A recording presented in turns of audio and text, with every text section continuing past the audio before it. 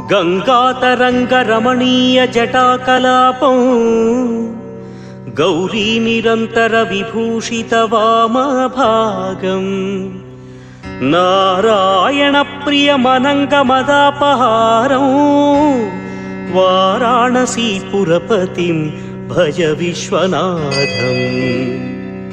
वाचामगोचरमनेकगुणस्वरूपं वागीश विष्णुसुरसेवितपादपीठम् वामेन विग्रहवरेण कळत्रवन्तं वाराणसीपुरपतिं भज विश्वनाथम्।